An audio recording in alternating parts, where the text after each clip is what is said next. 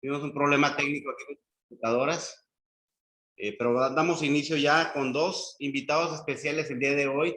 Nos acompaña nuestra expresidenta, la maestra Blanca Villaseñor Pimienta, y el maestro Gustavo Maciel Borrayo, con uno de los temas, pues hoy en día muy relevantes, como lo es el registro de empresas subcontratistas, en cuanto a las disposiciones de la Secretaría del Trabajo y Previsión Social y sus efectos prácticos. Como sabemos, hoy en día no hay empresa que no esté solicitando este servicio y tenemos un tiempo perentorio.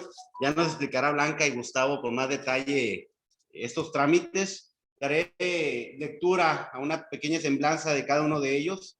La maestra Blanquirene Villaseñor Pimienta nació el 22 de junio de 1963, es maestra en Derecho con énfasis en laboral por la Universidad Autónoma de Baja California. Cuenta con la especialidad en Derecho con énfasis en Internacional Corporativo por la Universidad Autónoma de Baja California. Cuenta con la licenciatura en Derecho por la misma universidad. Respecto a las asociaciones en las que participa, es miembro de la Academia Mexicana de Derecho del Trabajo y de la Previsión Social. Es miembro de la Asociación Nacional de Abogados de Empresa, Colegios de Abogados, AC, ANADE. Miembro fundador de la Asociación Nacional de Abogados de Empresa, Colegio de Abogados, sección Baja California, y presidente de la misma sección por el periodo 2014 a 2016. Es miembro fundador de la Asociación de Abogados Laboralistas de Mexicali, Asociación Civil, miembro del Comité Laboral del Consejo Nacional de Industria Maquiladora y Manufactura de Exportación, Asociación Civil, INDEX, abogada certificada por ANADE Nacional desde el 2011 a la fecha.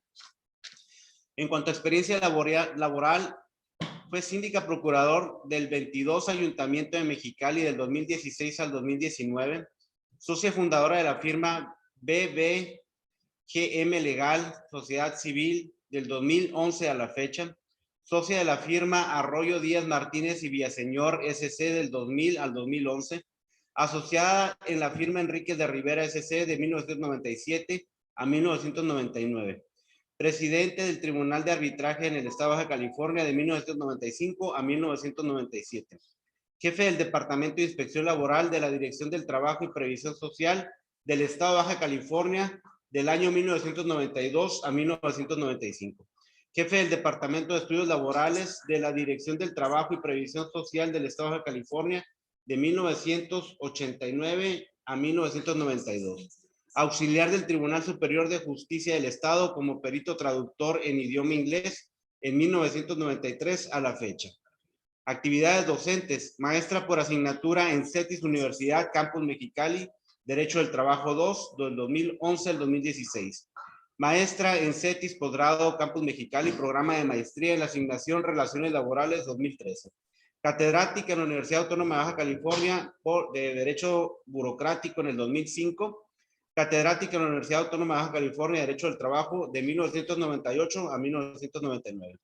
Maestra a medio tiempo en CETIS Universidad, Campus Mexicali, Derecho del Trabajo 1 y 2, Derecho Laboral Comparado, Introducción al Derecho, entre otras, de 1994 a 1996. Bienvenida, maestra Blanca. Le daré una pequeña lectura. Presento de una vez también al maestro Gustavo Maciel Borrayo. Cuenta con estudio de maestría en Derecho Corporativo Internacional en la Universidad Iberoamericana del Noroeste y licenciatura en Derecho por la Universidad Autónoma de Baja California. Asociaciones en las que participa, miembro fundador del Colegio de Abogados Constitucionalistas de Mexicali, AC, miembro fundador de la Asociación de Abogados Laboralistas de Mexicali, Asociación Civil, participando actualmente como secretario, miembro de la Asociación Nacional de Abogados de Empresa, Colegio de Abogados, Sección Baja California, Asociación Civil, ANADE Baja California. Miembro del Colegio de Especialistas en Derecho Laboral, Asociación Civil, CEDEL. Miembro del Comité Laboral del Consejo Nacional de la Industria Maquiladora y Manufactura de Exportación, Asociación Civil, INDEX. Abogado certificado por ANADE Nacional desde el año 2013 a 2019. En experiencia laboral, socio fundador de la firma BBGM Legal SC del 2011 a la fecha, socio de la firma Arroyo Díaz Martínez Villaseñor SC 2005 al 2011, miembro de la firma Arroyo Díaz Martínez y Villaseñor SC como asesor especialista en materia laboral del año 2000 al 2005. Actividades docentes, maestro en asignatura en CETIS Universidad Campus Mexicali, impartiendo la materia de Derecho del Trabajo 1, del 2011 a la fecha. Maestro de asignatura de CETIS Universidad Campus Mexicali, impartiendo la materia de Derecho Colectivo e Individual 2014 a la fecha. Maestro en CETIS Universidad Campus Tijuana en posgrado, programa de maestría en Derecho con énfasis en corporativo, impartiendo la materia de Derecho del Trabajo del 2016 a la fecha. Maestro en CETIS posgrado Campus Tijuana, programa de maestría en Derecho con énfasis en amparo, impartiendo la materia de Derecho del Trabajo del 2016 a la fecha. Sin más preámbulos, cedo el micrófono. Blanca, bienvenida. Gustavo, igualmente, gracias. Bienvenidos. Muchas gracias. Pues disculpen ahí las cuestiones técnicas, nunca ha de faltar, ¿no? Pero qué pena que eso haya sucedido. Y bueno, vamos a entrar de lleno a la materia. Como ustedes saben, recientemente se publicaron estas nuevas disposiciones de carácter general para el registro de las empresas subcontratistas.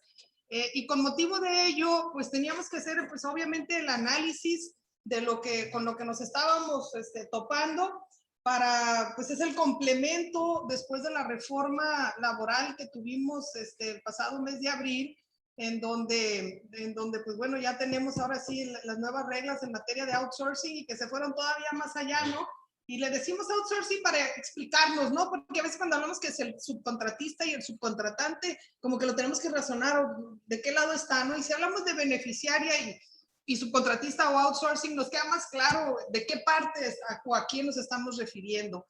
Y pues bueno, cuando se hizo la reforma a la Ley Federal del Trabajo, donde se hicieron modificaciones en todo lo que tiene que ver con el tema de subcontratación, había un artículo transitorio ahí que decía, tendrá 30 días la Secretaría del Trabajo para emitir las disposiciones de carácter general a que se refiere el artículo 15. Y entonces estaban, ahora sí que a la carrera, la Secretaría del Trabajo haciendo las reglas, y luego por ahí nos llegaba una publicación de algo que apenas estaba cocinando, y luego que se mandó a que lo revisaran en normatividad, y luego que regresó, y por fin se publicó en el Diario Oficial de la Federación el pasado 24 de mayo de este año, y pues tiene un nombre kilométrico, ¿no? Acuerdo por el que se dan a conocer las disposiciones de carácter general para el registro de personas físicas o morales que presten servicios especializados o ejecutan obras especializadas, a que se refiere el artículo 15 de la Ley Federal del Trabajo. Y bueno, esto consiste en 5 capítulos, 19 artículos. Este fue el banderazo para los siguientes 90 días. Las empresas especialistas, o sea, las empresas subcontratistas, tendrán que registrarse dentro de esos siguientes 90 días, decían los artículos transitorios de la reforma de la Ley Federal del Trabajo, y dijeron que esos 90 días contaban a partir de que la Secretaría del Trabajo emitiera estas disposiciones de carácter general. Entonces, se emitieron estas disposiciones el 24 de mayo, entonces el 25 empezó a correr el término, y tenemos 90 días para que las outsourcing se registren. Entonces, ese término vencería el 22 de agosto del 2021, porque pues hay meses que tienen 31 días, entre ellos pues el mes de mayo, el mes de julio, ¿no? Entonces, es cuando vence el término. Y estas disposiciones dicen, el objeto de estas disposiciones es lo siguiente. Dice, establecer las disposiciones de carácter general para el registro de personas físicas o morales que ejecuten servicios especializados o realicen obras especializadas, y que para ello proporcionen o pongan a disposición trabajadores propios en beneficio de otra. Aquí ahorita Gustavo va a platicar un poquito más de eso, porque ahora resulta que sí se ponen a disposición, que era obvio, pues, pero la Ley Federal del Trabajo decía, está prohibido poner a disposición. Ahorita Gustavo va a abundar un poco más en eso. Y dice, para ejecutar los servicios o realizar las obras especializadas en los términos a que se refiere el artículo 13 y 15 de la Ley Federal del Trabajo.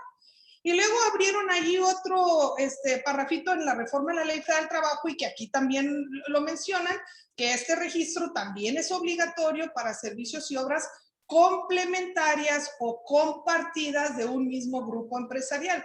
Como así lo dice la reforma, aquí está reiterando, también estas empresas de un mismo grupo empresarial igualmente están obligadas a pedir a iniciar su registro. Y luego vienen las definiciones. No vamos a hablar aquí cómo define beneficiarios, no vamos a decir aquí que cuando dice secretaría se refiere a la Secretaría del Trabajo, pero estas 3 definiciones las consideramos importantes poderlas mencionar.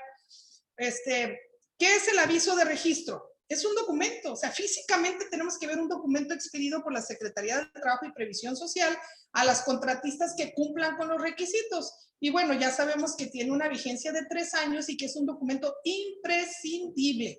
Todas las reformas dicen, y debes contar con tu registro y debes contar con tu registro, ¿no? Entonces, la sola falta de registro es gravísimo, pues entonces es un documento imprescindible y tiene una vigencia de 3 años.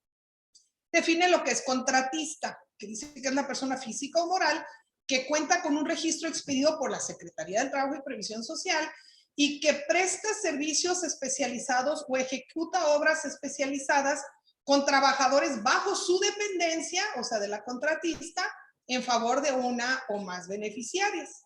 Entonces, aquí estamos definiendo, una cosa es poner a disposición y otra cosa es la dependencia, para ir distinguiendo los términos. Y luego dices, servicios y obras especializadas, otra definición, son aquellas que reúnen elementos o factores distintivos de la actividad que desempeña la contratista y que se encuentran sustentados, entre otros, entre la capacitación, certificaciones, permisos o licencias, que si la actividad lo requiere, equipamiento, tecnología, activos, maquinaria, nivel de riesgo, rango salarial promedio. Ese término me llama la atención mucho. Ya lo platicaremos más adelante. Experiencia y demás cosas que le aporten ese valor agregado a la beneficiaria, obviamente, para acreditar que son servicios especializados. Y bueno, aquí diría, bueno, esto hasta donde vamos ahorita nos confunde, nos genera certidumbre, nos dio alguna luz, y aquí Gustavo va a intervenir. Ok. Bueno, a mí lo primero que me llama la atención es la Ley Federal del Trabajo. Primero dice que está prohibida la subcontratación de personal y la define, cuando una persona física o moral proporciona o pone a disposición trabajadores propios en beneficio de otros. Pero el artículo 13 establece que sí se permite lo que acaba de prohibir en el artículo anterior, siempre y cuando esos servicios subcontratados sean especializados o de ejecución de obras especializadas. Y lo acota, que no formen parte del objeto social ni de la actividad económica preponderante de la beneficiaria. Ahorita estamos hablando de lo que dice la reforma a la Ley Federal del Trabajo. Cuando se emiten estas disposiciones a las que hace referencia Blanca, define qué son los servicios u obras especializadas. Pero antes de comentarlo, consideramos importante aclarar que la ley, al decir que los servicios y obras especializados que no formen parte del objeto social ni de la actividad económica preponderante de la beneficiaria, son los que están permitidos, nosotros, los que nos dedicamos a esto y los abogados laboralistas en general, consideramos que las actividades que iban a estar permitidas en términos de lo que establece la ley iban a estar acotadas, es decir, todas aquellas que no formen parte del objeto social de una empresa ni de su actividad económica preponderante, sí se pueden subcontratar. El detalle es que cuando se emiten estas disposiciones generales, te dice qué son los servicios u obras especializadas y los define. Son aquellos que reúnen elementos o factores distintivos de la actividad que desempeña el contratista, que se encuentran sustentados, entre otros, en lo que dijo Blanca ahorita: capacitaciones, certificaciones, permisos, licencias, equipamiento, etc. El detalle es que esas dos disposiciones, desde mi punto de vista, por lo menos, son contradictorias. La ley establece que lo que sí puedo subcontratar es lo que no forme parte de mi objeto social ni de mi actividad económica preponderante. Pero lo que establece los lineamientos al definir cuáles son esos servicios u obras que puedo subcontratar ya no dependen de lo que diga mi objeto social o de aquello a lo que yo me dedique, sino que dependen más del servicio que me van a prestar. O sea, lo que define la subcontratación que está permitida no es lo que yo necesite, como aparentaba en la Ley Federal del Trabajo, sino del servicio que me van a prestar. Entonces, la autoridad para otorgar esas autorizaciones que vienen en las disposiciones generales, no se van a poner a evaluar si quien recibe el servicio lo puede o no recibir por ser una obra o una actividad especializada, sino se van a centrar en ver si quien va a prestar el servicio se puede considerar que es un contratista que tiene esos elementos que lo distinguen como una actividad especializada. Yo le hago una crítica a esto, porque las disposiciones generales desde el punto de vista no podrían estar por encima de lo que establece la Ley Federal del Trabajo, que claramente dice lo que tú no hagas o que no forme parte de tu objeto social, lo puedes subcontratar. Y las disposiciones generales lo acotan. Pero entendemos por qué lo hizo la autoridad, para tratar de establecer cómo puedo diferenciar qué cosas sí y qué cosas no.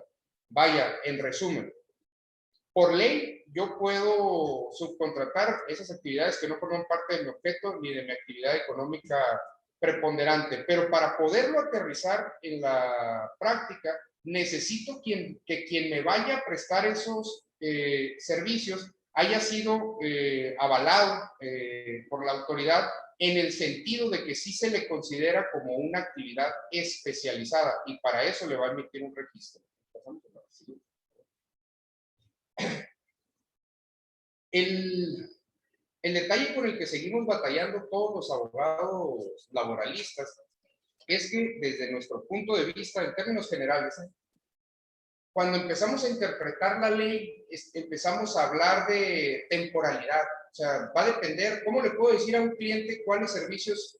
Acuérdense que hay tres tipos de servicios: los que están prohibidos, los que están permitidos pero regulados, y aquellos que son independientes, es decir, sí me los pueden prestar y no están regulados.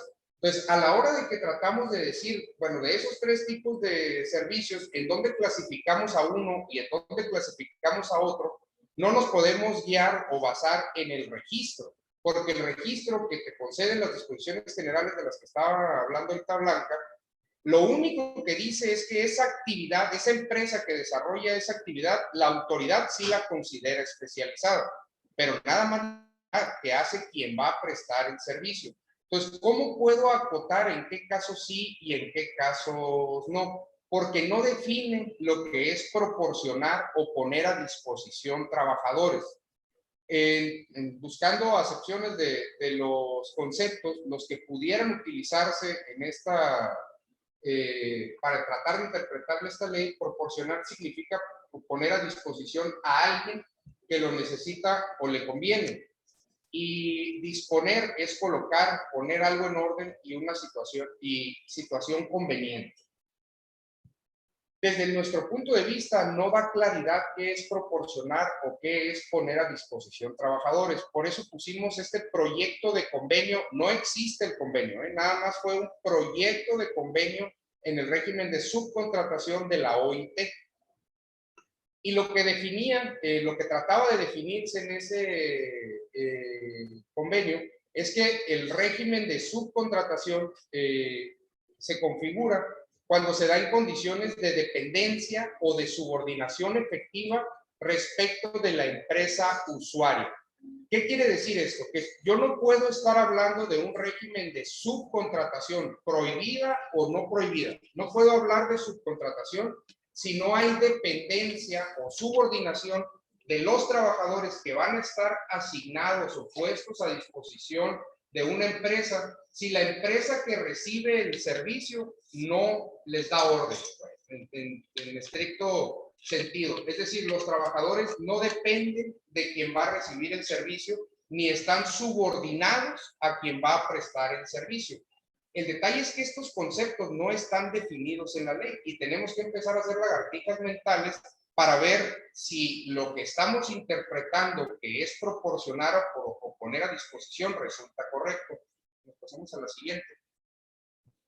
Este comunicado lo emitió la Prodecon, el otro día dije Profeco en otra plática, pero bueno, lo emitió la Prodecon y trata de definir o interpretar la Prodecon cuáles son los servicios, o te da las herramientas, mejor dicho, para que tú puedas tratar y entender que esto es la interpretación de una autoridad fiscal que no tiene nada que ver con la laboral y que aparte no está en ninguna ley, es un simple comunicado que sacar. Entonces, lo que te dice es cuál subcontratación está prohibida. Cuando hay una dependencia ¿De quién? De los trabajadores que voy a asignar con el beneficiario. Es decir, que si quien se va a beneficiar del servicio puede ordenar a los trabajadores que están prestando el servicio y ellos tendrían que obedecer o ejecutar algo de lo que está pidiendo el beneficiario, esa subcontratación está prohibida. ¿Qué servicios o obras especializadas sí están permitidas? Cuando la dependencia de los trabajadores no sea con el beneficiario del servicio, sino con quien está prestando el servicio. Es decir, los que le van a dar instrucciones, les van a decir cómo hacer su trabajo, rendir cuentas, etcétera, etcétera, es el patrón del trabajador que está asignado a las instalaciones del beneficiario, pero no el beneficiario.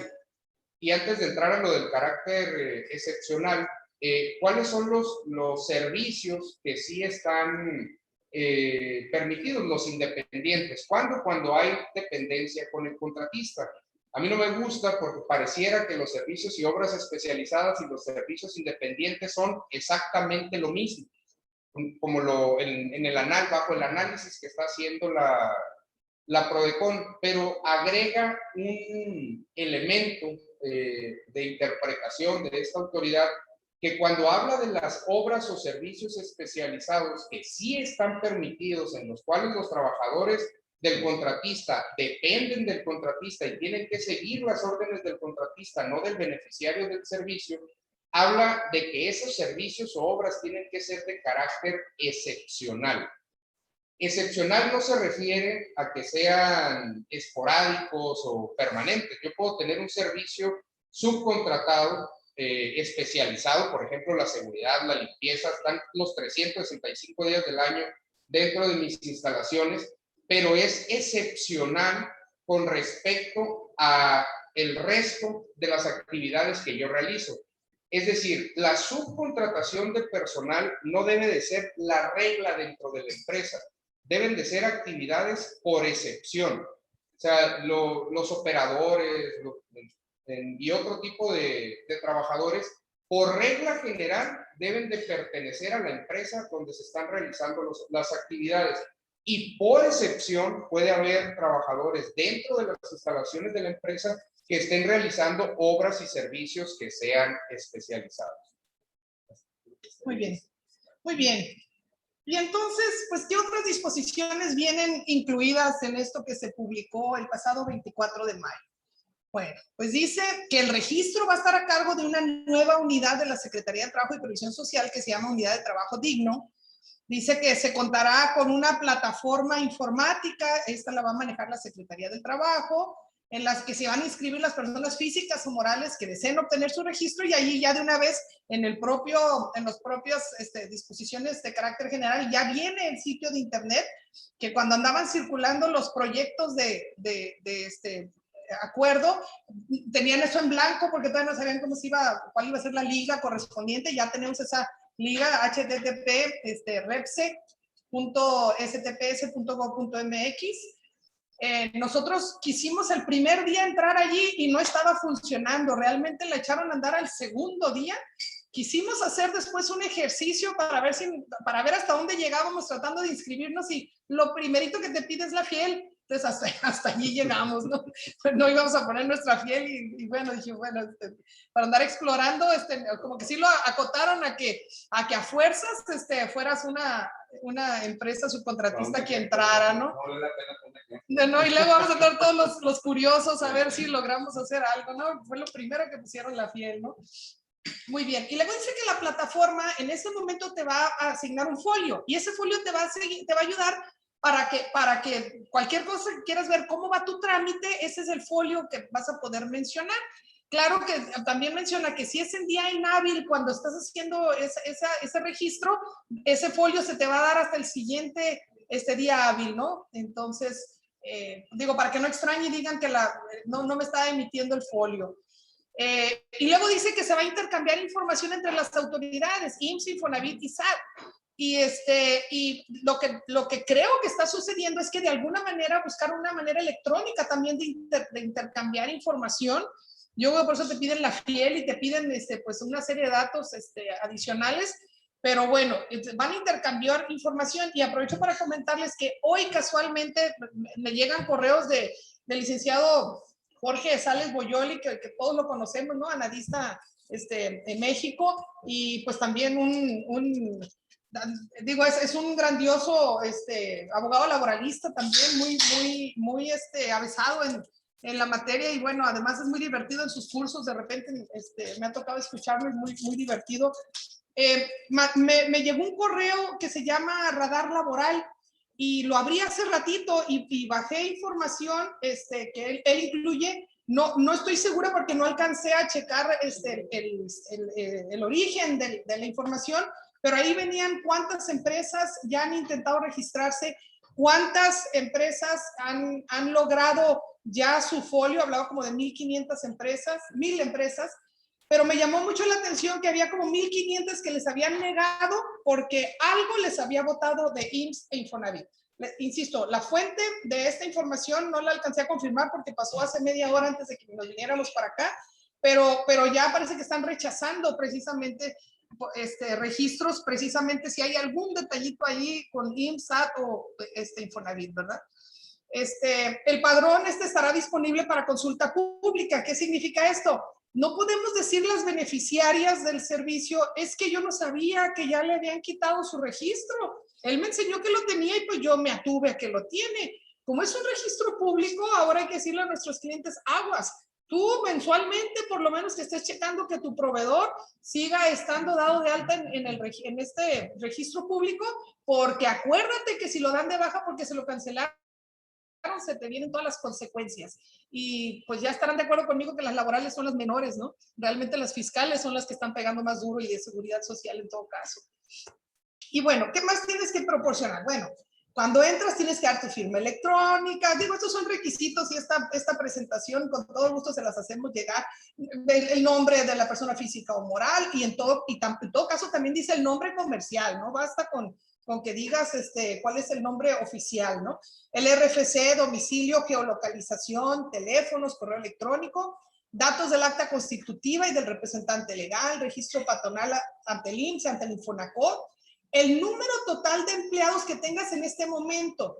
Yo empresa subcontratista de guardias de seguridad, ahorita tengo 300 guardias de seguridad registrados conmigo, o sea, como mis empleados, y tantos son hombres y tantos son mujeres. Ya luego verá cuántos va a asignar con cada cliente, ¿no? Con cada empresa beneficiaria. Pero ¿cuántos empleados actualmente tengo?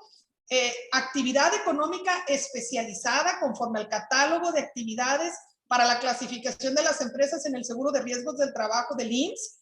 Y luego dice, aparte de eso de la actividad económica especializada conforme al catálogo del IMSS, dice, actividad o actividades que deseas que se registren. Cuando dice actividades significa que puede ser más de una, pues. Es una persona física o moral que se quiere registrar como prestadoras de servicio, pero que a lo mejor está registrando más de una actividad especializada y es válido, lo dice más adelantito también. Y luego dice, pero aparte, infórmame cuál es tu actividad económica preponderante.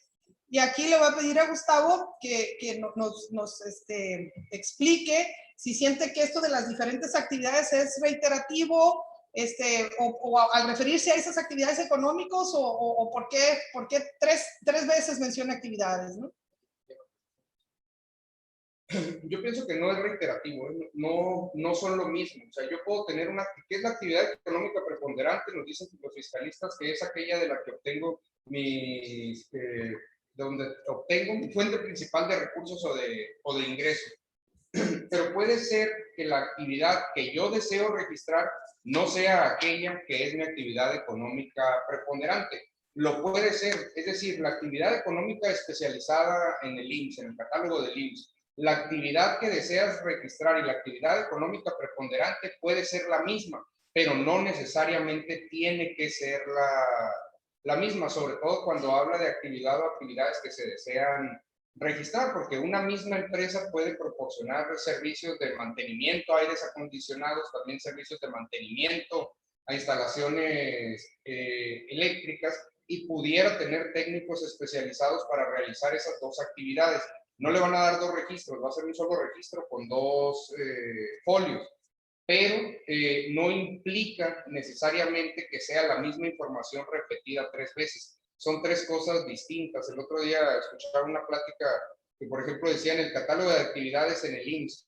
Es diferente la prima de riesgo para una empresa que limpia oficinas dentro de las oficinas a quien lo hace por fuera, ¿no? Si limpias las ventanas o en altura, etcétera. Entonces tienes que proporcionar, exactamente, tienes que proporcionar toda esa información para que el seguro determine, y no el seguro, perdón, la autoridad determine que con base en eso que tú estás dando, la actividad que realizas sí puede llegar a ser considerada como especial.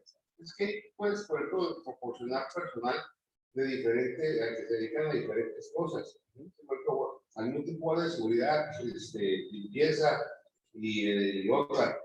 Lo que tienes que saber es, de esas 3, ¿cuál es la que tienes como principal? La que tienes vamos a decir, como te iban a decir, ¿de cuál de esas 2 de cuáles 2 prescindirías? Pues de esta no, entonces ese es su principal. Sí, claro, porque quiere que te quedes con el riesgo más alto, porque sería lo Es que van a lógico. verificar si con la que te estás quedando es la que representa el riesgo mayor para el IMSS, porque dices, a lo mejor bien asesorado por la licenciada, le dice, esta actividad pues es la que tiene menor riesgo. Entonces, cuando tú ya hiciste ya una confesión de cuál es la que para ti, pero al momento que te revisen y que te chequen ¿En qué consiste el trabajo? ¿En qué consiste cada una de ellas? Te va a decir, espérate, no estás estás faltando la verdad de lo que estás señalando y te van a hacer una modificación ahí de tu grado de riesgo, obviamente con el consiguiente Consecuencia. con la consecuencia que te van a cobrar que no pagas. Sí, entonces, si se fijan, están atando todos los cabos, ¿no? Licenciada, una pregunta. Sí. Ahorita que hablaba la licenciada Gustavo de las actividades como tal, hay una clasificación que se da.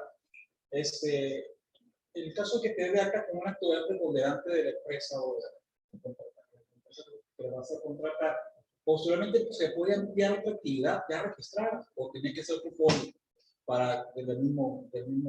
Fíjate que no lo establece, pero yo creo que no habría ningún problema, porque si tú ya eres una empresa registrada, hay que ver si el sistema está listo para eso. O sea, si el sistema está listo para eso. Con el mismo número de registro, porque los folios son diferentes. Un historial. Se debe que relacionar los folios para llevar el historial de los cambios. Sí. Pero una empresa nada más puede tener un registro. Es correcto. O sea, el Patito Veloz SASB va a tener un solo registro. Puede tener uno o más folios para realizar actividades distintas. Es correcto. Y puede ser... Para estar relacionado. Exactamente. Sí. Puede tener un folio para su actividad económica preponderante, pero puede tener otros folios si acredita que está especializado para realizar otras actividades que no necesariamente sean su actividad económica preponderante, ni aquella actividad con la que está registrado en la más alta en el catálogo de riesgo del IMSS. Incluso el programa está hecho para que si tú registras, o sea, tratas de registrar otra vez con una empresa, no te va a rechazar. Sí, ese es el detalle, que yo jurídicamente no tendrías ningún problema. La cosa es si la plataforma te lo va a permitir, decir, ya soy registrada, quiero incluir una actividad adicional. Yo creo que si ahorita no está hecho de esa manera, le van a ir haciendo los ajustes, porque jurídicamente no tendrían por qué limitarte.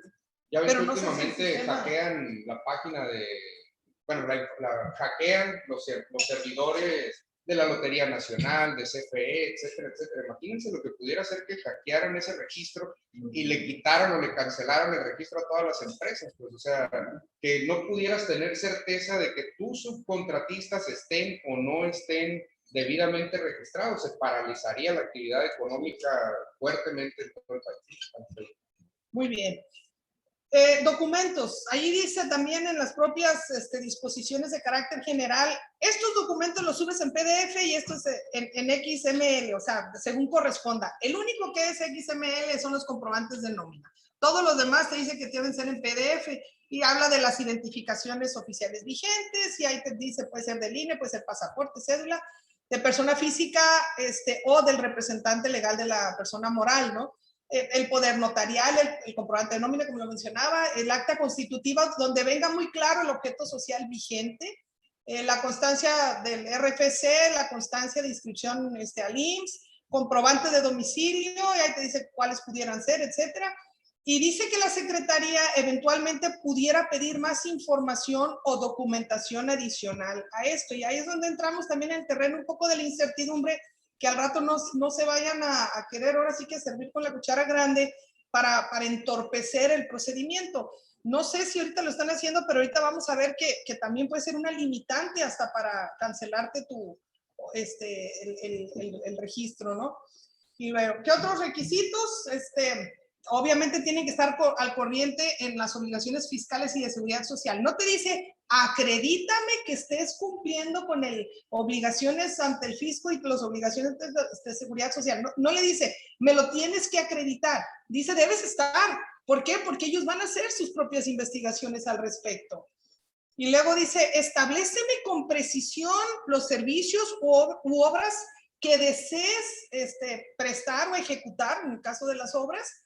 Por cada actividad debes acreditar, bajo protesta de decir verdad, el carácter especializado y describir los elementos o factores que dan sustento a este carácter excepcional, que ahorita lo que estaba diciendo Gustavo hace unos momentos, dice, bueno, pues a lo mejor no es un carácter excepcional, pues yo me dedico a recursos humanos y no es un carácter excepcional, pero brindo este tipo de servicios para apoyar a empresas, ejemplo, pues no es excepcional, o sea, pues nada más pues puede llegar a ser especializado para una empresa que no tiene la capacidad o la intención de tener su propio departamento, por ejemplo, de recursos humanos, ¿no? O sea, hay cosas que pueden ser muy claramente excepcionales y otras que dirías, pues a lo mejor no me parece tan excepcional, que es lo que Gustavo comentaba hace ratito, entre lo que realmente te va a pedir la Secretaría del Trabajo que acredites y lo que dice la ley. La ley nada más dice pues que no coincidan sus objetos sociales, ¿no?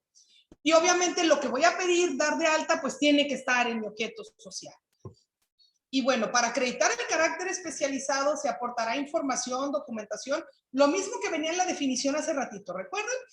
Todos los requerimientos que la plataforma te va a solicitar y dice entre ellos capacitación, certificaciones, permisos, licencias, lo que vimos al inicio. Y entonces aquí, pues yo creo que el sentido común nos dice que si yo soy una empresa que no tengo maquinaria, pues nada más le voy a poner no aplica, porque lo mío es nada más recursos humanos, no ocupo maquinaria, por ejemplo, ¿no? Entonces, yo creo que hay algunas cuestiones que no aplicarían en este caso. El salario promedio me llamaba mucho la atención.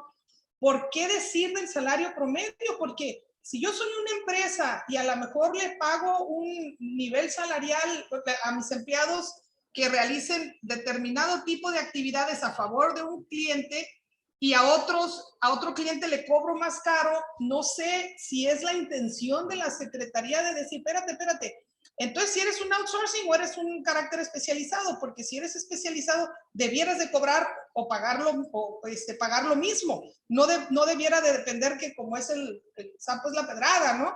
No sé, pero me llama mucho la atención que esté mencionando los rangos salariales promedios, cuando pues eso, cada empresa, ¿no? Cada empresa sabrá cuánto cobra y cuánto paga, o sea, no debiera ser motivo de un registro. Esto a lo mejor proviene de una intención que siempre ha tenido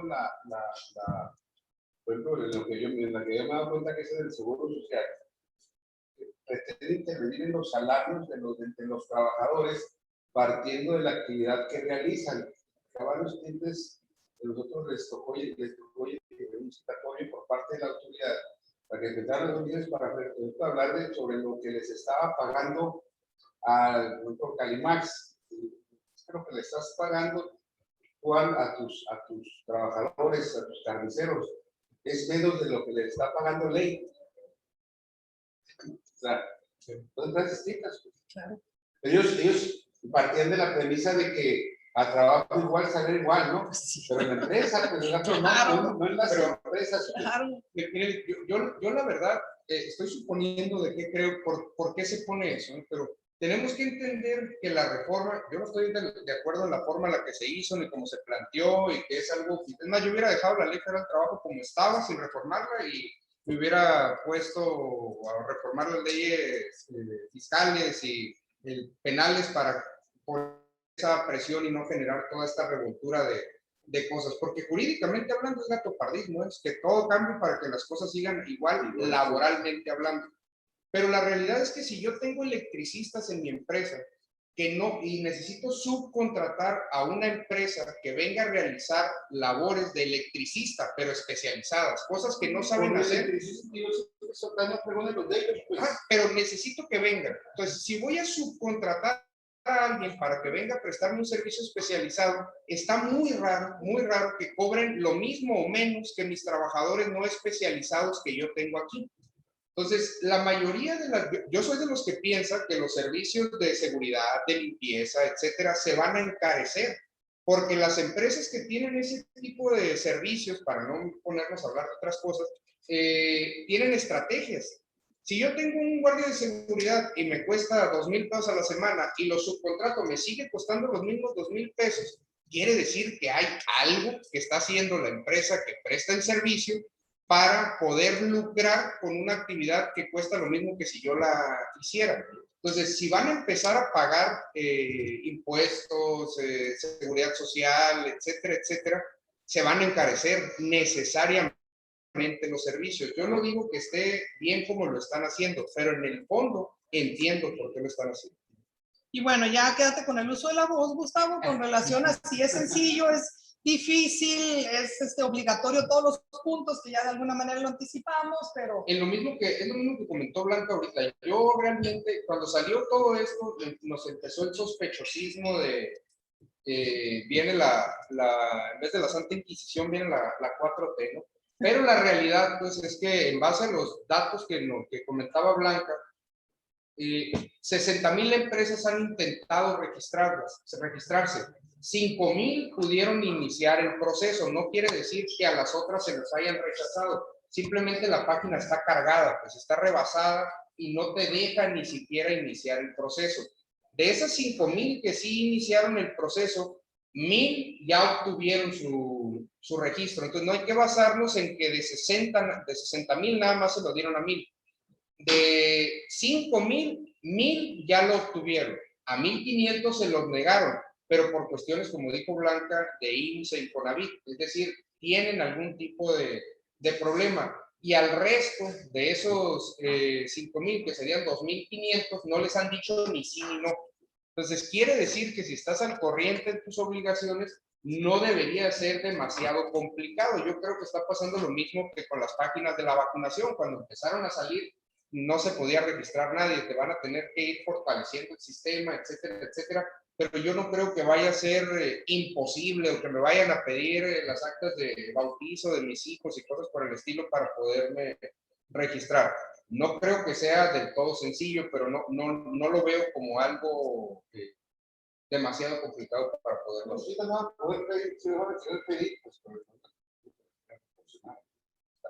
Está uno obligado a hacer algo, ¿no? El detalle es que los mismos criterios que ahorita lo vamos a comentar establece que si te niegas a proporcionar cualquier tipo de información que te sea solicitada, te pueden cancelar el registro. Pero obviamente siempre y cuando dentro de los que están permitidos para solicitarte, pues eso se debe tener sobreentendido, pues, o sea, para empezar nadie está obligado a lo imposible, ¿sí? Entonces tú no puedes proporcionar un documento, porque digo, será muy fácil, pues pídele un certificado de la NASA de que puede pilotear aviones. No lo tengo, chatos, pues te cancelé tu registro. O sea, claro que lo pueden hacer, pero obviamente esa cancelación de registro no procede.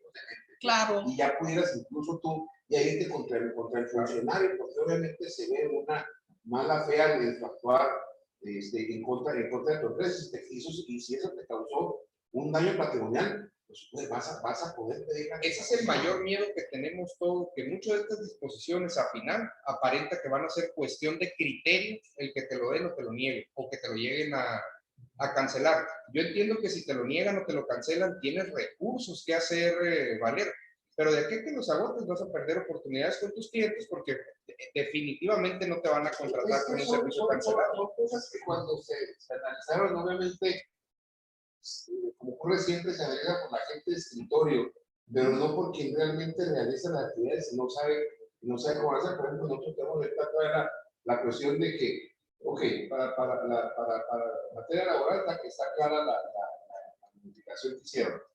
Pero en materia fiscal no, partiendo de la deducibilidad de la aplicación de las facturas que te va a proporcionar un subcontratista. Porque si la persona a la que tú contrataste para que te ayudara con una obra, te estoy hablando de ayudar en el mejor de los ejemplos, hoy voy a ver una empresa que está en Tijuana, una empresa que está aquí en Mexicali, y la de Tijuana gana una obra en la que requiere, vamos a decir, van a ser mercados, va a ser uno allá y otro aquí, pero esa es la de Tijuana. Se le encarece la obra haciendo lo que yo yéndome a Tijuana, digo a Mexicali con toda mi maquinaria para hacer la obra. ¿Sí? Entonces, envías el poder al momento de ganar la obra, yo estoy considerando que tengo otra empresa, que hay otra empresa en Mexicali, no tengo, hay otra empresa en Mexicali que se dedica a lo mismo y que la puede hacer. Pero el problema es que por cuestión de objeto social, de similitud de objeto social, no van a ser deducibles las facturas. No, pero a lo mejor allí sí es una empresa independiente, ¿eh? Habla de empresas independientes pero que tengan el mismo objeto. si ustedes se dan cuenta, incluso en las pláticas que ha dado el licenciado Salafranca, que es ahora el titular precisamente de esta unidad de trabajo digno, dice, espérate, o sea, aquí la cuestión es si vas a poner trabajadores a disposición, porque si no vas a poner trabajadores a disposición, no estamos en la figura, aquí no está pisando el callo laboral, aquí nada más es a nivel comercial o mercantil. En materia fiscal no habla de poner a disposición, habla de las obras que se realizan, pues, de las facturas que se emiten en relación con esas obras. Y dice, y si una empresa subcontratada tiene el mismo objeto social, no va a ser deducible la factura. Laboralmente la puede librar, pero fiscalmente. Fiscalmente la dejaron. Ahí es al revés. Ajá. Pues. Ahí ya no libras lo fiscal, pues. Pero sí lo remite a los términos de la Ley Federal del Trabajo, ¿no? Si lo remite a los términos de la Ley Federal del Trabajo, estamos en el rango laboral. Y ahí vamos a sacar lo mismo a que va a decir la autoridad fiscal, pues sí remite, pero esto es lo que yo entiendo, y tragas, rechazo de factura. Sí, porque remite al tema de subcontratación en los términos de la Ley Federal del Trabajo. Pues muy similar. Ajá, entonces está como si fuera yo una... Esa es otra, o sea, ahora, ¿cómo me haces a mí que cambie mi objeto social que yo tenía desde antes de que tú emitieras esa ley, a lo que yo me acaba, que es una actividad lícita? Totalmente. Sí, totalmente. Y me dices que por dedicarme a ese, no voy a poder hacer deducible de mi empresa, ni voy a poder, que me estás impidiendo ya dedicarme entonces a lo que yo me dedicaba. Sí, totalmente de acuerdo. La fórmula que se siguió es, como las tortillerías no pagan impuestos, vamos a cancelar la venta de tortillas. Así o sea, es. Eso es lo que... Esa es la idea grande, pues, la idea grande, esa es. Sí, hasta ahorita, pues no sé si... Pero tiene un porqué, el abuso. Así es. Y la cuestión de también muchas cosas, obviamente ya se lograron las primeras suspensiones para quienes presentaron ya el amparo contra el primer decreto que era el de abril. Sí. Y ya se considera la suspensión, quiere decir que notaron algo que sí, claro. estaba mal. Empezando por el artículo 5º constitucional, que te puedes dedicar siendo ilícito y no es ilícito que tengas una consultora. Si la vez de derechos, yo diría ese. Sí, claro. Ahora lo que van a salir ellos diciendo, que ya lo han hecho, pues yo no te estoy impidiendo, nomás tienes que cumplir con estos requisitos. Ahora siento que mucho de eso... No, pero sí te están viendo porque te están provocando a que modifiques. Tienes el mismo objeto, cámbialo. O sea, cuando llegues cuando te dejes de decir, opciones, cambian. O sea, si me estás pidiendo que cambien. Y por otro lado, respecto a la documentación que decían, digo, porque nos ha pasado en materia fiscal, ¿no? Primero meter a todos al radar, ¿no? Ya te tengo localizado, ya te tengo con cierta información. Si yo tengo el indicio de que tú te estás dedicando al outsourcing y el prohibido, entonces te voy a empezar a requerir documentación, por eso dice Héctor que esas no las van a dar. Que esas se van a desaparecer. ¿Quiénes se van a registrar? ¿Quiénes se van a registrar? ¿Quiénes se van a inscribir en ese paro?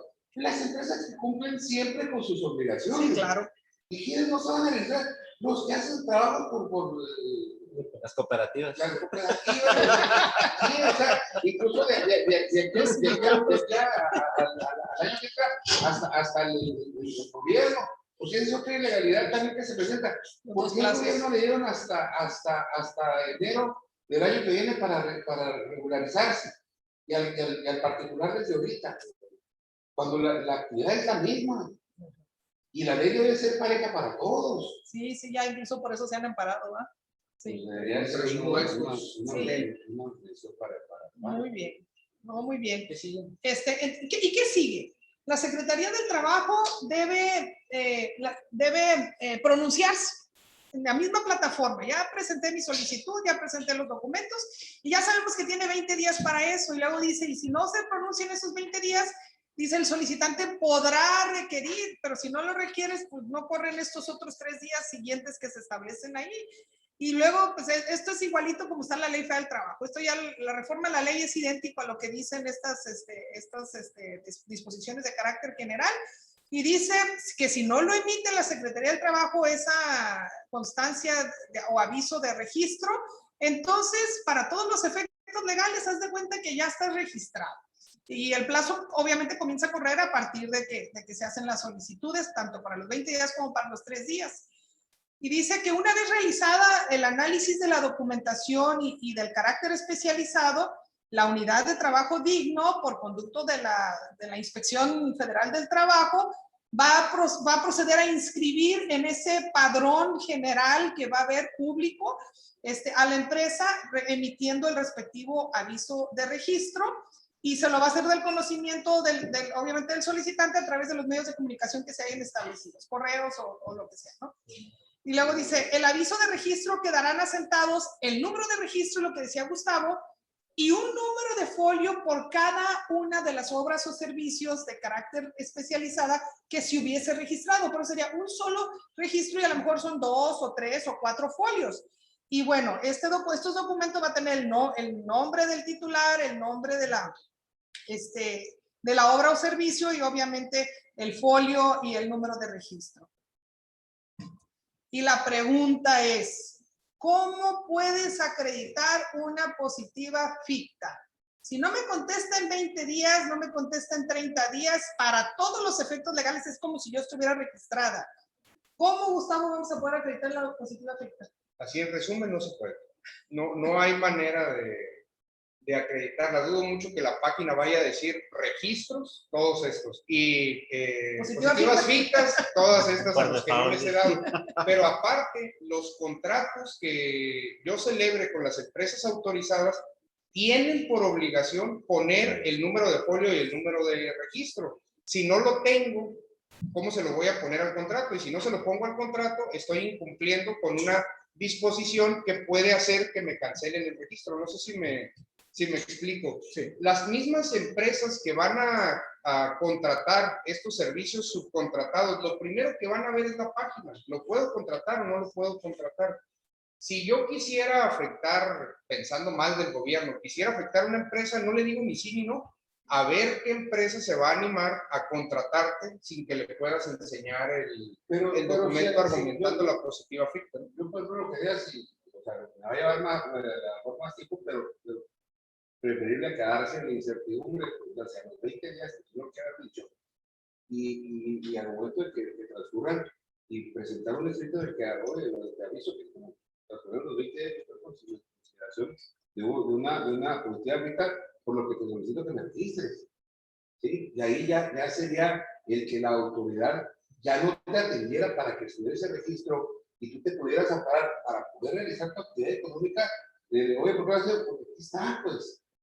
No obstante haber tenido yo el derecho para poder hacerlo, él no lo quiso hacer, pues. Pero aquí tengo todos los elementos para que yo debiera estar registrado. No, y estamos de acuerdo, si te amparas, pues seguro, y ya con una resolución, con eso sería tu prueba. Pero en el Inter, ¿qué empresa va a querer celebrar contrato contigo?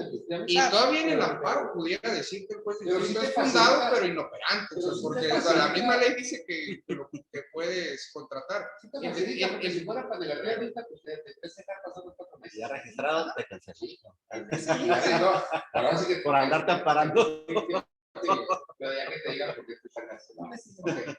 Bueno, ¿cuáles son, qué es lo que establecen estos lineamientos? ¿Por qué te pueden negar el registro? Porque no acredites el carácter especializado, por no estar al corriente en tus obligaciones fiscales y de seguridad social. Aparentemente ahorita el problema ha sido la seguridad social en las empresas que no les han dado el registro, por no cumplir con los requisitos al momento de presentar tu solicitud, por proporcionar información falsa o documentos apócrifos, o que la documentación cargada no haya sido en el formato establecido o no sea legible o sea ilegible. Ahí sí quisiera acordar porque me ha tocado en el caso del Seguro Social, que ellos muchas de las veces llevan a cabo sus determinaciones en función a lo que entienden y no a lo que señala la ley. Y más todo lo de los cumplimientos, estar al corriente en sus obligaciones. El yo tener un crédito, determinado un crédito impugnado, yo sigo al corriente en el cumplimiento de mis obligaciones, porque ese no se ha acreditado que yo deba la determinación que está en el Está su judice. Así es. O sea, ese no me lo debe tomar en cuenta porque inclusive, para empezar, debo de estar absuelto por una suspensión que yo solicité, una suspensión por la que yo garanticé. Está claro que si pierdo de ahí se van a cobrar, pues. Me O imagino. sea, ya pagué, pues, o sea, estoy pagado en cuanto a esa obligación. Y la autoridad es muy dada en materia de seguridad social, de decir, para mí no lo estás. Incluso, para efectos de que te reconozca, por ejemplo, en el caso de construcción, que te den la autorización, y que dice, oye, pues no es que debes febrero. Oye, estamos a día 10, se vence hasta el 17, debes febrero, me dicen. Pero estamos a 10, pero debes febrero. O sea, no lo sacas de ahí, no veo febrero. Febrero tenemos que tener es hasta el 17.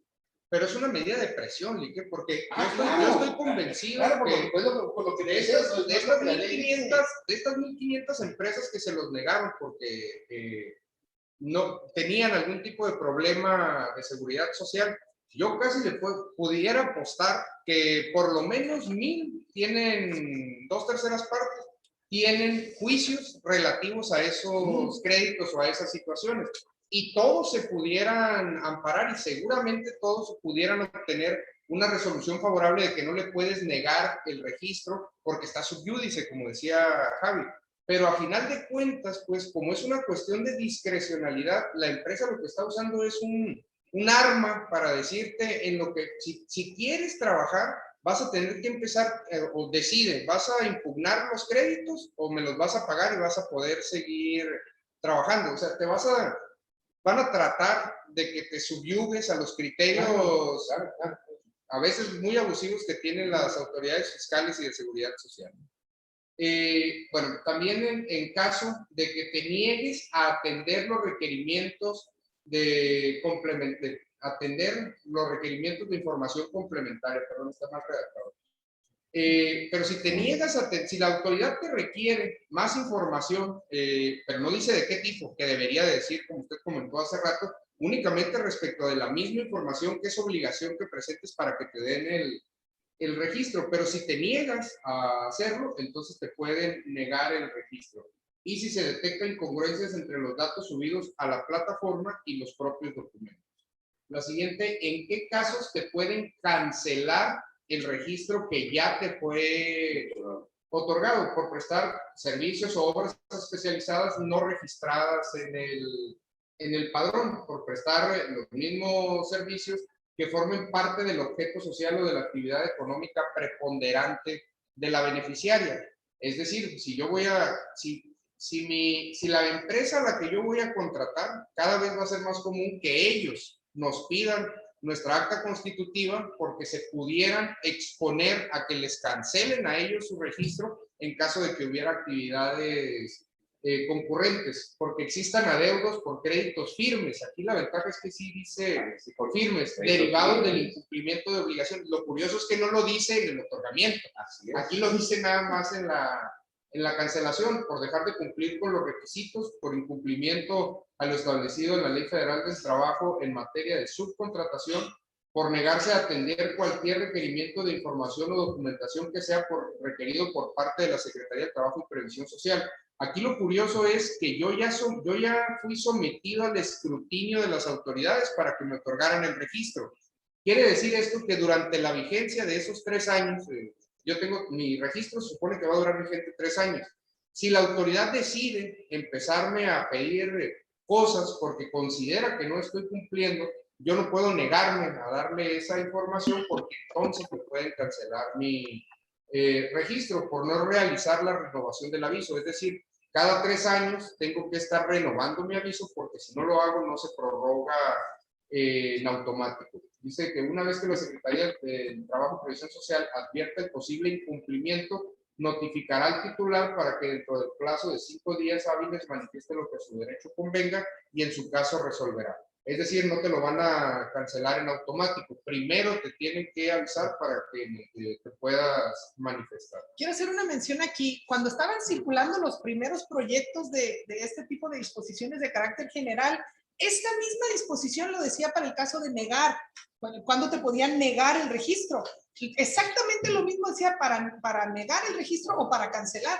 Pero ya cuando salieron en el Diario Oficial de la Federación, se lo quitaron a la facultad de negar y solo lo dejaron para el caso de cancelar. Pues sí, porque si leyeron los anteriores, esto ya no está en el Diario Oficial de la Federación. Yo estoy queriendo recordar, porque en el caso una cosa es negarse a entregar la documentación y otra cosa es no atender el requerimiento. Entonces, aunque no vayas a presentar la documentación porque no la tienes que atender el requerimiento diciendo que no lo vas a presentar por cuál razón. Sí, porque son cosas distintas. Entonces ya después tú dices, no, pues que la vacuna del perro que me están pidiendo no la tengo, ¿para qué les contesto? ¿Sí? Si ya saben que no la tengo. Es que por no haber contestado para decirles que no la tienes, por eso sí te van a cancelar. Está en su derecho. Y entramos a un tema de facultades, ¿no? Porque ¿qué documentos me puedes pedir? Sí, Oye, si el fiscal está muy arreglado. Lo que no debes dejar siempre es contestar. Para sí o para no. Esa es mi recomendación.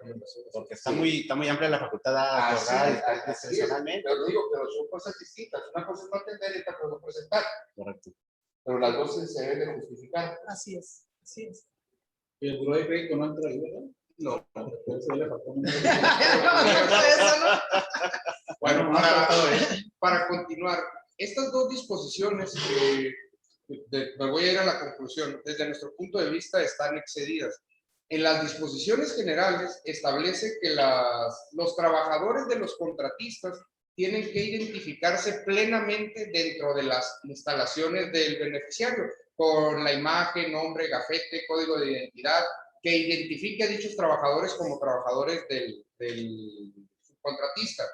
Y los contratos de las empresas de obra o servicios especializados con beneficiarios deben contar con el registro y folio de las actividades vigentes. Pero esto lo dicen las disposiciones para el otorgamiento del registro. Esto no lo dice la ley. No estamos en contra de que se hubiera puesto, pero eso lo debería decir la ley, no lo debería decir la disposición. Están excedidos porque eso no tiene nada que ver con el otorgamiento. Bueno, continuando.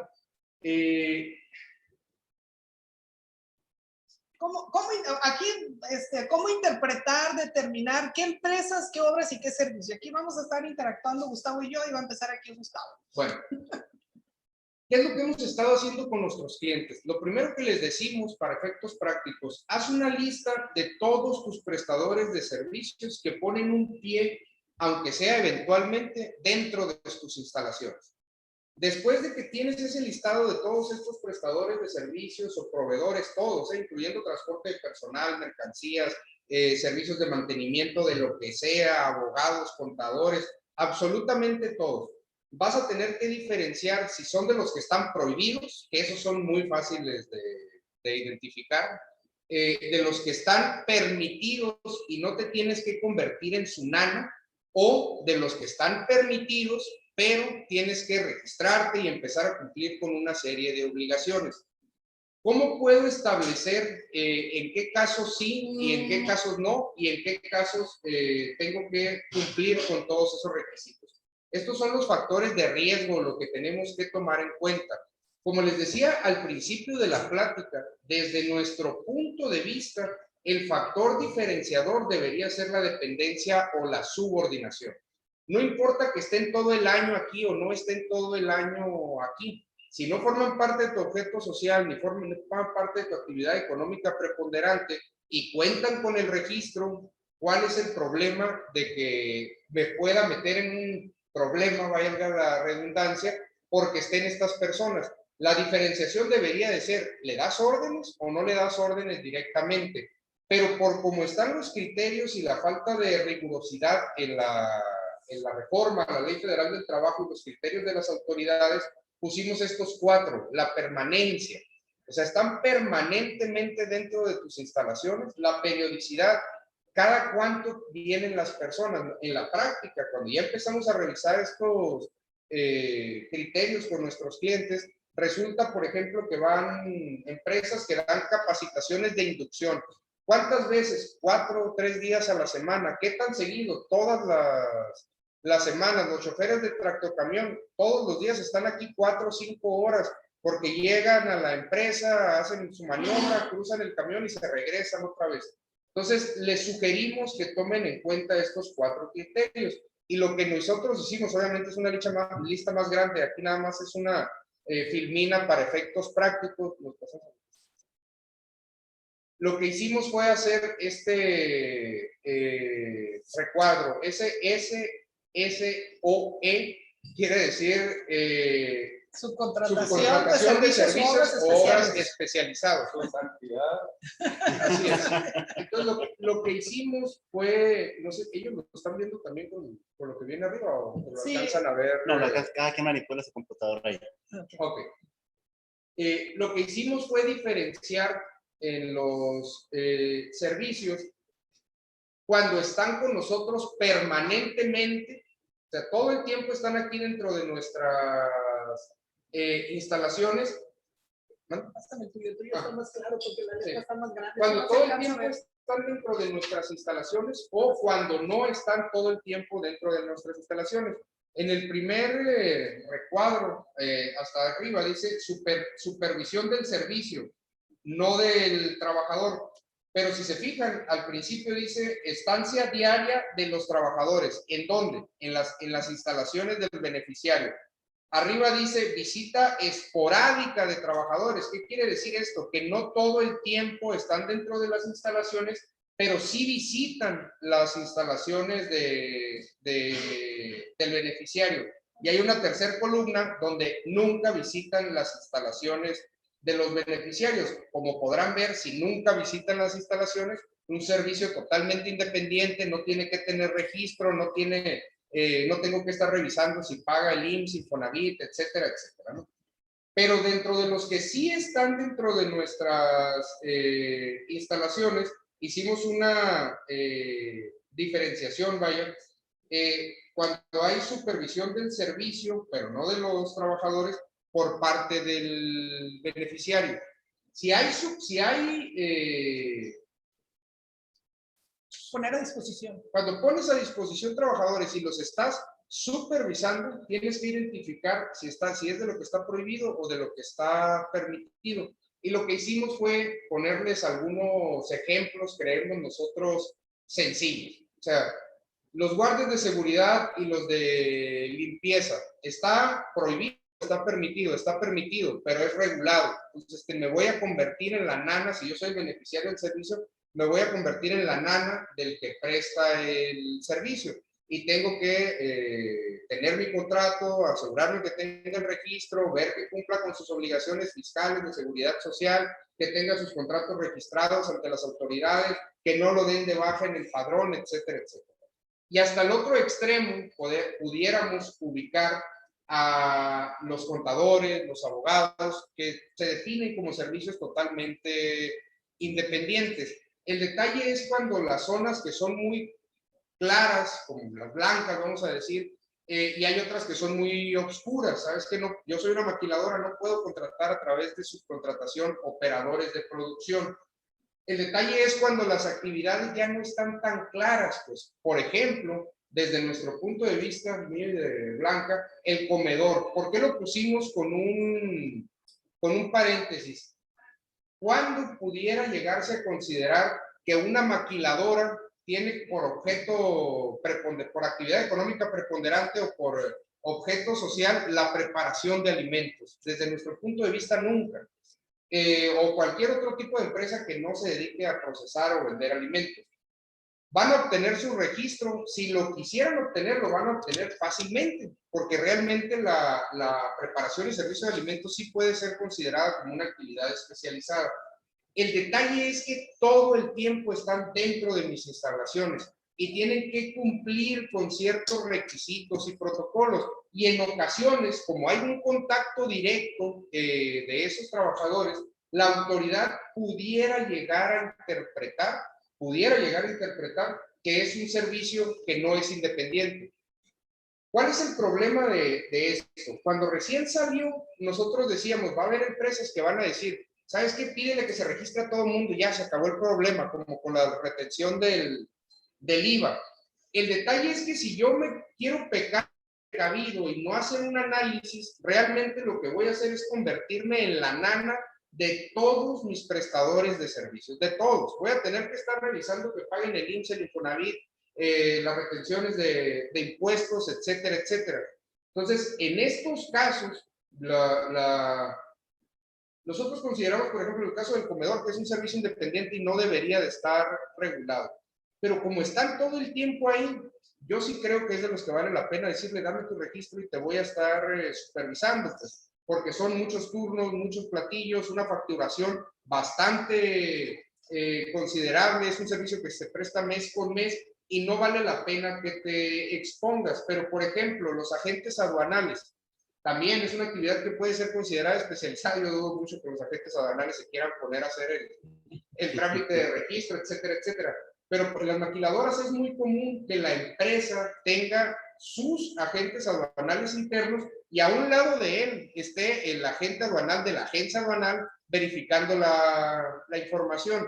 Está todo el tiempo dentro de mis instalaciones haciendo una actividad que realizan mis propios trabajadores, etcétera, etcétera.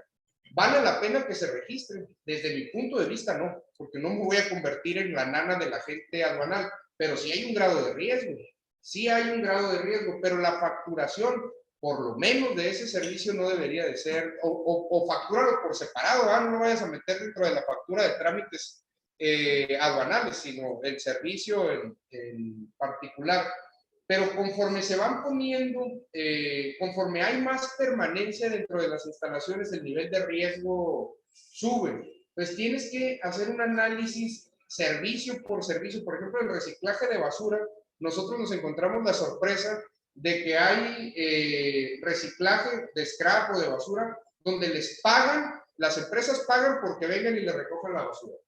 Otras empresas cobran porque vengan y le recojan la basura.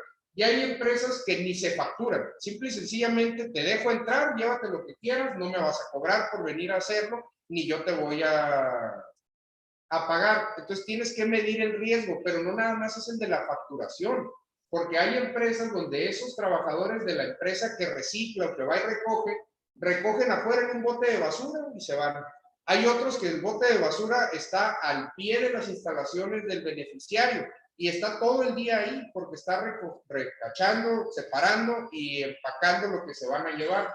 En ocasiones entran a las instalaciones del beneficiario, vamos a decir así, del servicio, aunque se facturen o no se facturen, por una cuestión de comodidad. En lugar de que nosotros destinemos a alguien de nuestra nómina para que entre a sacar nada más el bote de basura, mejor que él entre, lo saque y se ponga a separar allá afuera. Entonces, a la hora de hablar con nuestros clientes, claro, no nada más lo que se supone que hacen, sino cómo lo hacen, en qué instalaciones, cuánto tiempo están aquí, quién es el que los supervisa, tú, ellos. En caso de que tengas algún problema, le hablas a su supervisor o tú lo haces directamente. No sé usted. Sí, quiero hacer especial hincapié en lo que acaba de decir Gustavo, de que no, pues lo cómodo es todos, que hay que pedírselo a todos. porque es un arma de dos filos, ¿no? Una, como dice Gustavo, nos vamos a convertir en la nana de todos ellos y me tienen que estar mandando que pagaron el impuesto sobre la renta, que pagaron los IVAs, y si no, y aunque lo hayan pagado, si yo les tengo que pedir esa documentación y no me la entregan, ya se supone que tengo que hacer una declaración complementaria, ¿cómo le llaman? Para descontar lo que ya, digo, para cargar lo que ya había descontado de IVA acreditable de una declaración previa. Entonces, sería meter a nuestros clientes en el juego. Por eso tenemos que someterlo y decir, esto es negro, esto es blanco.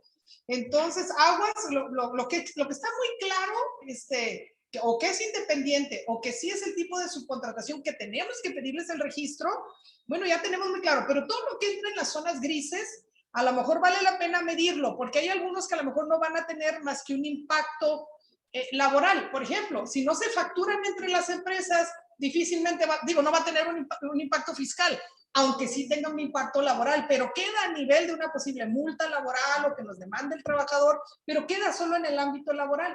Entonces, nosotros lo que sugerimos es no pedirles ahora sí que a diestra y siniestra a todas las empresas que te den ese registro, por eso que les digo, y aparte, ya vieron las noticias de que se está cambiando el reglamento de la Inspección Federal del Trabajo y que están acortando los tiempos, que en lugar de 90 días y otro plazo de otros 90, lo están acortando a 5 días, 5 días. y solamente 5 días en ciertos casos de seguridad, pero en las de condiciones generales son solo 5 días. No, no es capacidad, está comentado que no hay capacidad. No, pues por eso, pero que suave, porque nomás 5 días, no me acreditas, me voy directo a la multa, el que sigue, el que sigue, el que sigue, y nada de que la visita de verificación, etcétera, etcétera. Y aparte, está diciendo que lo están enfocando, que quieren hacer como 40,000 visitas, etcétera, pero que van a estar enfocados en los outsourcings, a los subcontratistas. ¿A cuáles creen que van a ir? Pues a las registradas. Claro. Pues sí, entonces, yo creo que hay que tener mucho cuidado de sí pedirle, porque no nada más se van a ir con la subcontratista, lo van a decir, y bueno, ¿quiénes son tus clientes? Y porque pues donde está el negocio es donde están los clientes que hicieron deducibles gastos, ¿verdad? Entonces, por eso, tenemos que verlo con pincitas, tenemos que ponerlo sobre la mesa.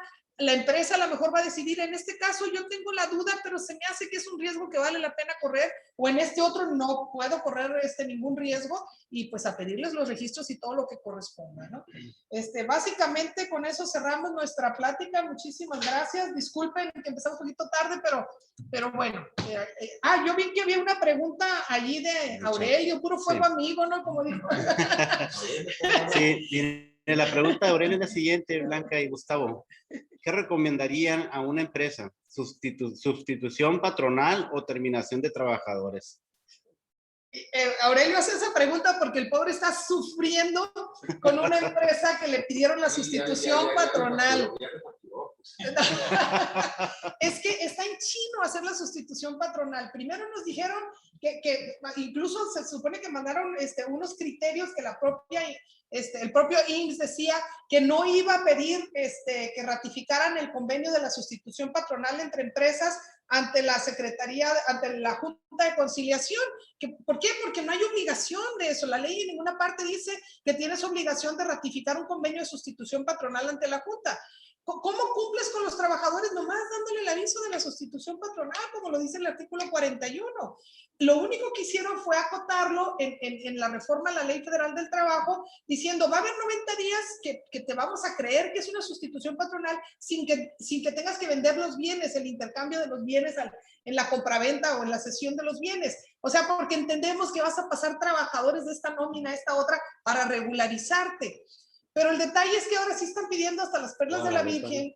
El pobre de Aurelio está sufriendo con ello. Aurelio, nosotros, gracias a Dios, nuestros clientes nos han escuchado algunos, de que pues mejor liquida al trabajador y que lo contraten, y en algunos están reconociendo antigüedad. O sea, en uno le liquidan sus proporciones, hacen un convenio de terminación de la relación de trabajo, les pagan sus prestaciones nada más proporcionales de vacaciones, prima vacacional, aguinaldo y fondo de ahorro, lo que tengan ahí pendiente, y los contrata la otra empresa dándoles la prestación adicional de reconocerles una antigüedad superior. Otros los liquidan con todo y prima de antigüedad. Eso yo lo estoy recomendando y coincidimos Gustavo y yo. Como ahí decían los artículos transitorios, y deberán irse con todo y la antigüedad, y aguas con la antigüedad de los pobrecitos trabajadores, casi así lo dice. No quiero ser peyorativa en mi comentario, sino lo menciona demasiado, con mucho ahínco. Le digo, ¿sabes qué? Aunque el trabajador te renuncie, te va a renunciar porque se va a ir a la otra empresa. Págale la prima de antigüedad. O sea, quítate que al rato le vayan a decir, no, aquí simularon, mi pobre trabajador lo afectaron y no le pagaron la prima de antigüedad, ni se la están reconociendo acá tampoco. Entonces, nosotros estamos sugiriendo que le pagues sus proporcionales con prima de antigüedad, y entonces acá lo contrata, la nueva empresa lo contrata con un borrón y cuenta nueva. Eso es lo que estamos recomendando. Hasta ahorita, afortunadamente, no ha habido un cliente que le quiera entrar a la sustitución patronal, como le está batallando ahí Aurelio, y ahí luego tú nos platicas cómo te fue, Aurelio. Y nada más como comentario adicional, es claro que la intención del legislador era que hubiera sustituciones patronales, pero en ningún lado prohíbe la conclusión de un vínculo laboral y el inicio de uno nuevo. Entonces, por lo tanto, quien cree que hacer eso es una violación a la ley, desde nuestro punto de vista no lo es, porque no está prohibido. Nada más como comentario. Y señala también Aurelio, en su opinión, ¿qué futuro tiene la subcontratación en México? Yo pienso que todo va a cambiar para que las cosas sigan igual. Miren, realmente no estaríamos metidos en este problema. Muchos de nuestros clientes lo propiciaron. O sea, cuando se reformó la ley en el 2012, muchos dejaron de subcontratar trabajadores dentro de sus propias, para actividades ordinarias. Muchos agarraron y quitaron administradora de nómina del Patito Veloz y pasaron a todos los trabajadores a el Patito Veloz. Pero eventualmente, como empezaron a ver que no pasaba nada, dijeron, bueno, de perdida todas las nuevas contrataciones a través del outsourcing, 1, 2, 3, 4 meses. Luego el problema es que cuando no pasa nada, luego lo empiezan a estirar un año, año y medio. Siento yo que realmente sí va a haber algún tipo de cambio, pero cada vez va a ir disminuyendo más en función de lo que haga la autoridad. O sea, yo sí creo que la subcontratación de servicios que implique tener gente dentro de mis instalaciones sí va a tender a disminuir, porque voy a preferir que lo hagan en otro lugar. Es más, bueno, es que es una lagartija mental muy grande, pero ¿qué es poner a disposición a un trabajador? O sea, si yo soy una empresa de tecnología y un trabajador desde su casa trabaja para uno de mis clientes, que porque él lo puede hacer a distancia, no necesita estar en la empresa, puede meterse a la máquina y moverle. Ya lo estoy poniendo a disposición, porque si se fijan en la ley, en ningún lado dice siempre y cuando toque físicamente las instalaciones. Pero aparte, la diferencia entre lo que les estoy diciendo ahorita y el tren de trabajo, ¿cuál sería? Formalmente ninguna. Entonces, hay muchísimas lagunas que van a depender de que se fomente la actividad o se inhiba la actividad dependiendo de la actitud de las autoridades. Creo yo que pudiera ser un cambio bueno si se empieza a cumplir con la ley, pero la autoridad no hace una cacería de brujas. Si se convierte en eso, se va a inhibir la autoridad, la actividad va a bajar la economía de las empresas, del país y de todo el mundo a la larga. Yo creo que no tienen ni la capacidad, ni los medios, ni las herramientas, ¿no? Tenemos el programa de las facturas desde el 2000. Siguen vendiendo, digo, sigue estando. Es que al final de cuentas, vamos a decir lo bueno y lo malo. Lo bueno es que las empresas que venían haciendo la documentación de manera ilegal, esto es, no estableciendo el pago correcto de las prestaciones de los trabajadores, la gran mayoría de esos va a desaparecer, ¿no? La guarda, a que va a calentar el volado, mientras el que le está pagando lo sigue aceptando, ¿no? Y lo malo es que vuelve a surgir otra legislación modificada para efectos de que el ciudadano o el patrón o el contribuyente, dependiendo de que afecte, sea quien les haga la chamba de fiscalizar. O sea, lo que debería hacer la autoridad de establecer, ir a buscar a cada uno que está estableciendo outsourcing y ir a revisar y determinar si están legales o no están legales. Para efectos de lo que quiere la autoridad, le debieron de haber dejado la Ley Federal del Trabajo como estaba, sin haberla tocado y modificar todo lo demás. Cada uno de lo que estaba afectando, realmente no era lo laboral, Era, digo, en lo de seguridad social, en lo del SAT y el Infonavit. Era lo que estaba, era lo que estaba. Es correcto, yo nada más agregaría que el parteaguas no ha sido lo laboral, el parteaguas ha sido lo fiscal, porque lo laboral ahí estaba en la reforma del 12 y como dice Gustavo, realmente de alguna manera se fue pasando por el arco del triunfo. Sí. Sí, lo quisieron cubrir como algo laboral, como a favor del trabajador. Así es. Pero contestando a la pregunta también de Aurelio, yo diría que sí va a continuar, no va a desaparecer el outsourcing, pero sí va a tener que hacerse muy especializado, pero no va a ser en la misma proporción, creo yo, como estaba, porque incluso clientes nuestros dijeron, yo ni quiero correr el riesgo. Yo me traigo a los de limpieza y hasta mis propios guardias de seguridad. O sea, no quieren saber nada de un outsourcing. Empresas que no quieren correr absolutamente ningún riesgo, pero no podemos cerrar los ojos de que hay cierto tipo de trabajo especializado que necesariamente va a continuar y hay empresas que le van a apostar a los grises, ¿no? Sí es. Entonces, nada más quería complementar con eso. Muchas gracias. Gracias. Agradezco. Agradezco mucho a la maestra Blanca Villaseñor y a Gustavo Maciel y obviamente a todos los analistas que estuvieron aquí de manera presencial, a nuestro consejo, parte de nuestro consejo que está aquí presente, y también agradecer a todos los que están conectados vía remota, a los que todavía están conectados, porque pues sí, empezamos un poco tarde por la cuestión técnica. Gracias por seguir conectados con nosotros. Y a ANADE Sección Baja California quiero otorgar un reconocimiento a los participantes el día de hoy, el cual señala lo siguiente. ANADE Baja California otorga el presente reconocimiento a la maestra Blanca Villaseñor Pimienta por su excelente presentación del tema Registro de Empresas Subcontratistas, disposiciones de la Secretaría de Trabajo y Previsión Social y sus efectos prácticos. Mexicali, Baja California, 17 de junio del 2021. Firma la licenciada Nuria García Negrete, vicepresidenta de ANADE, y un servidor como presidente. Y que hoy cumpleaños. Muchas gracias. Gracias. Bueno, ya no sé si... Ya estamos vacunados. De igual forma, le tenemos un reconocimiento al maestro Gustavo Maciel Morrayo, por su excelente presentación con el mismo tema. Firma la licenciada Nuria García Negrete como vicepresidente y un servidor como presidente. Gracias, Gustavo.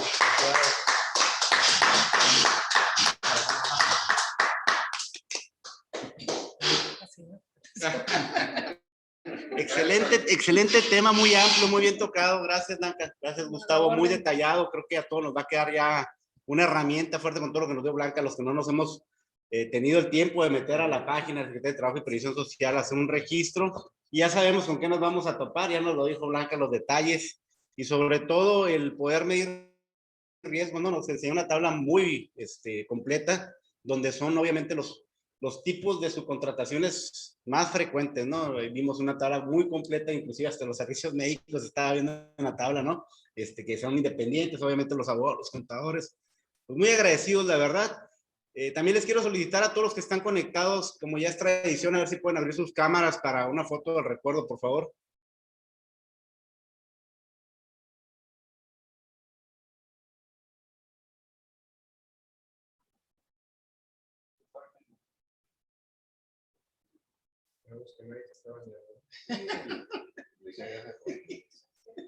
Listo, es un placer verlos. Hasta luego. Gracias. Sí. No. Ah, usted. Sí, es cierto, para la otra. No van a creer que estuviste aquí.